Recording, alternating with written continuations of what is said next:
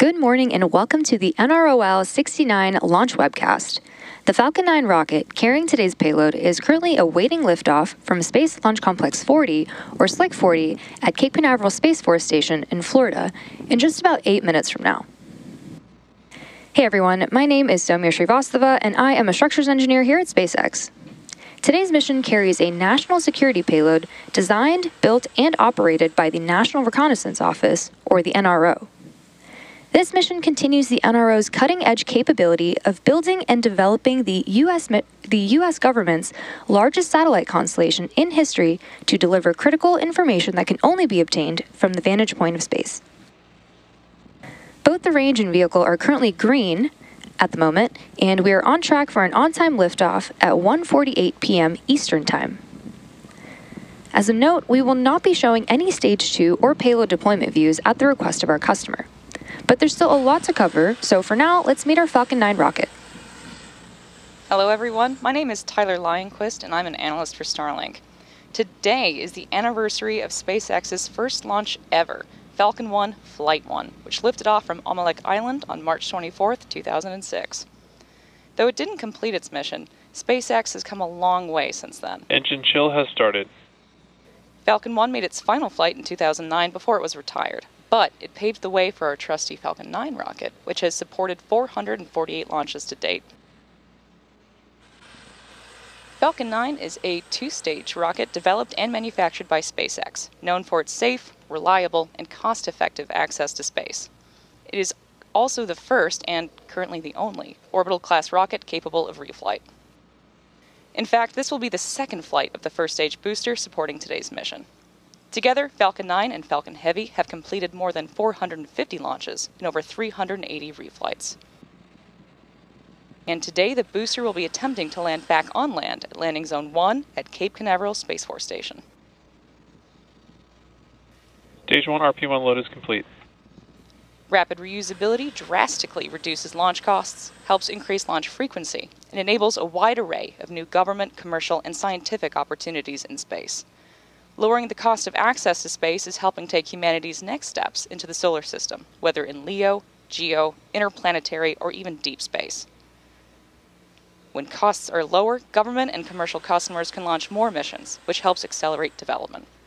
This also helps commercial satellite and private research customers afford to launch more projects to space, which helps stimulate innovation here on Earth. And missions like SpaceX's transporter and bandwagon rideshare programs help make access to space even more affordable by sharing the cost of a single launch across many customers. All of this is to say, reusability is the key innovation that is making space more accessible for the industry as a whole. Back to today's mission, weather is still a watch item, but we'll let you know if there's any updates.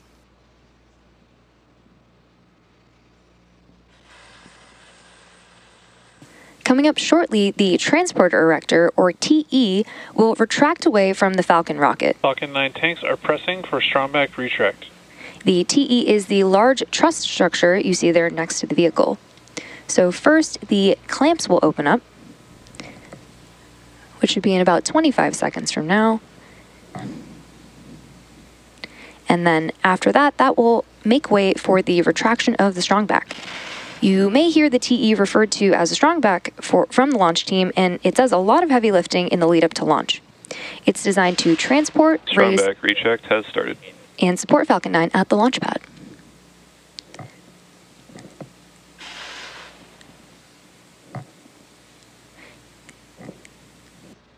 The TE is also equipped with umbilicals or flexible lines that are used to route the vehicle's fluids, power, and telemetry from the ground systems to the rocket and payload until Falcon 9 switches to internal power and clears the pad. So we have a great view there of the clamp arms opened up. And the strongback will slowly begin to recline away from the vehicle.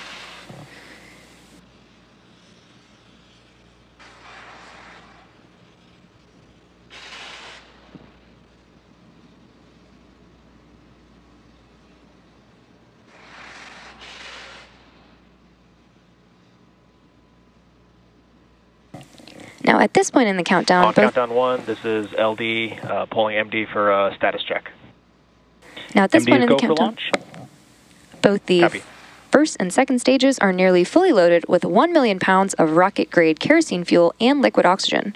Both the first and second stages should finish propellant loading about a minute apart from each other, with the first stage finishing up at the T-minus 3 minute mark and the second stage finishing at around the T-minus 2 minute mark. With the first, as you may have noticed, there are white clouds forming around the vehicle, and those clouds are comprised of the chilled gas above the LOX tank that is vented overboard to maintain pressure in the tank as needed.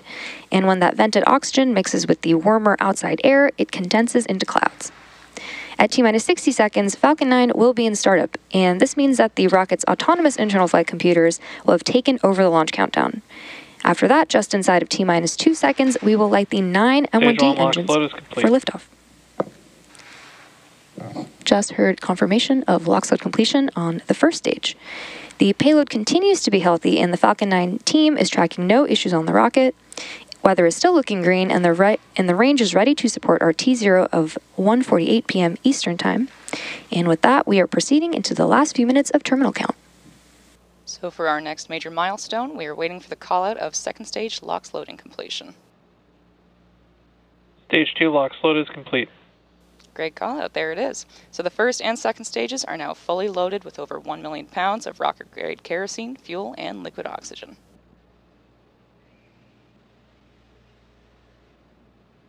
We're standing by now for confirmation that Falcon 9 is in startup at the T-minus 1 minute mark.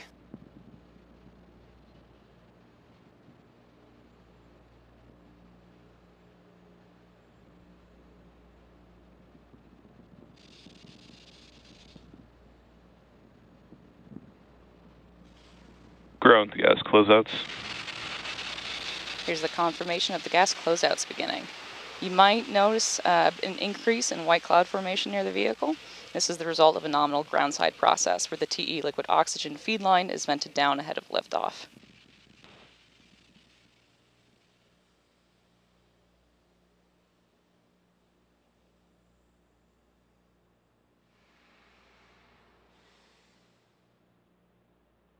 Falcon 9 is in startup.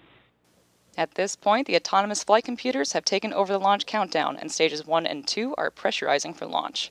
Finally, we're waiting for the final go directive from the launch director.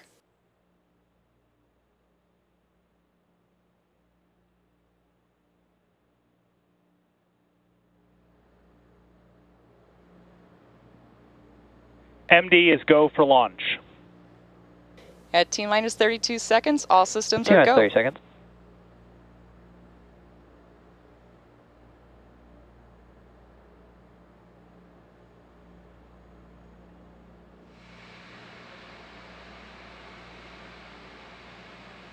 Fifteen seconds. T-minus 10, 9, 8, 7, 6, 5, 4, 3, 2, 1. Ignitions. Engine full power. Go NROL 69. Go Falcon. Go SpaceX.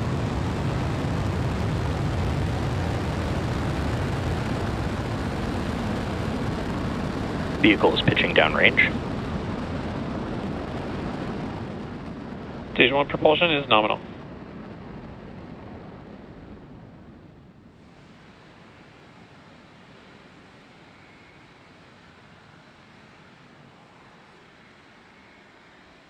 At T plus 30 seconds and counting, Falcon 9 has successfully lifted off from Slick 40 at Cape Canaveral Space Force Station.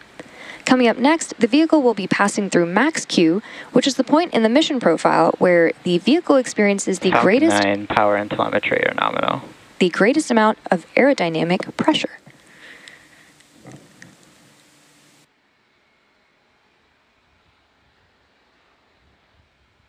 Falcon 9 is supersonic.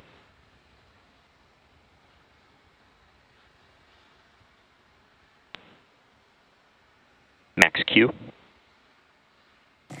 Great call out there for max Q, which is again when the vehicle experiences the greatest amount of aerodynamic stress. Coming up next, we'll have several events happening in quick succession, starting with MECO, followed by stage SEP, Impact shell has started. SES-1, and then the boost back burn. Main engine cutoff, or MECO, is where all 9 M1D engines shut down to slow the vehicle down in preparation for stage separation, which is where the first and second stages separate from one another. Followed by this, the MVAC engine on the second stage will light, which is called out as Second Engine Start 1, or SES1. This engine burn, lasting several minutes, will propel the second stage and the payload to orbit. The boost back burn will assist the first stage in returning to its recovery location at landing zone 1.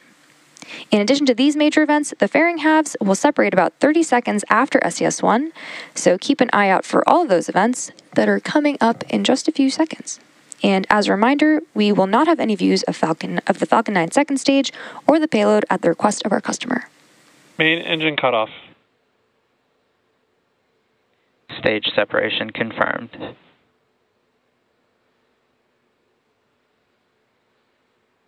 MVAC ignition. Stage 1 boost back startup. And a good series of back-to-back callouts there and views, which again were MECO, stage separation, SES1, and the boost back burn. Coming up shortly, we should hear a callout for fairing separation, but again, as a reminder, we will not be showing it on screen.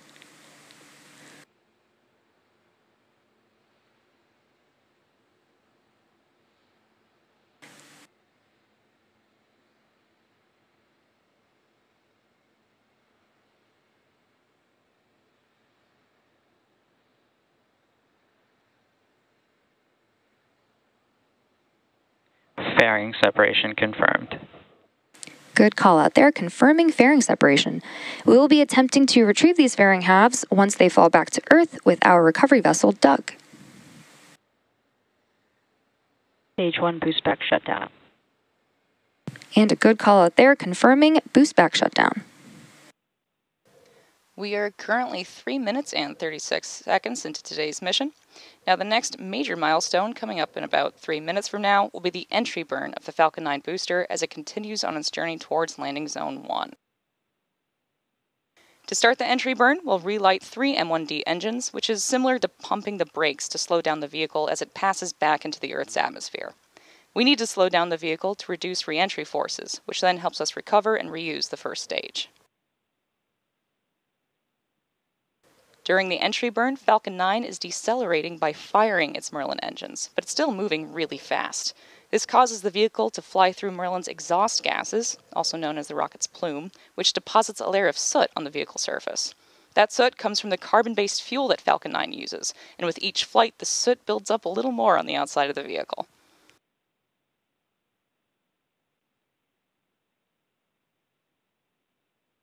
Both vehicles are on nominal trajectories. Good call out there.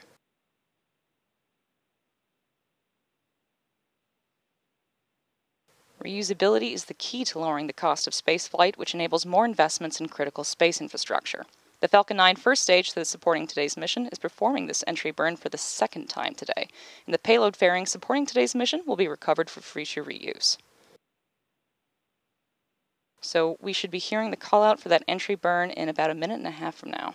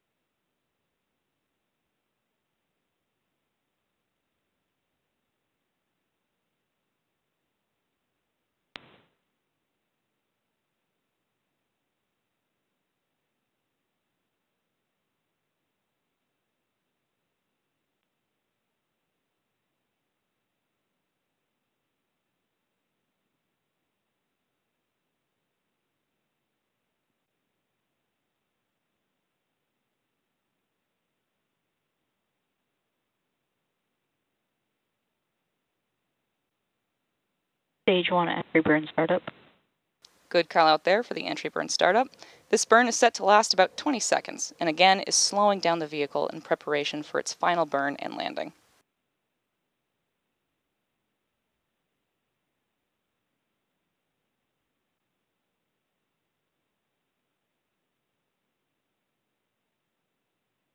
Stage 1 entry burn shutdown. And there you heard the call out. Stage 2 FTS is saved. There is the call out for the completion of the Falcon 9's first stage entry burn. Coming up next will be the first stage landing burn, which will start in about a minute from now. The Merlin engines on the Falcon 9 first stage are optimized for sea level, and these achieve 190,000 pounds of thrust, each during ascent and descent. At liftoff, Falcon 9's first stage has thrust greater than 5 747 airplanes at full power. Should be expecting the final burn in about 10 seconds from now. Stage 1 transonic. Stage 1 FTS is saved. Stage 2 is in terminal guidance.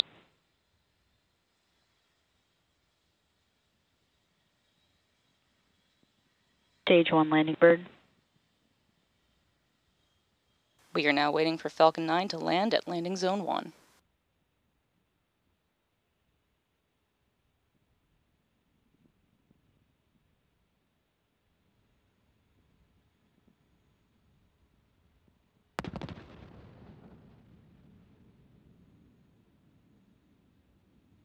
Landing was deployed.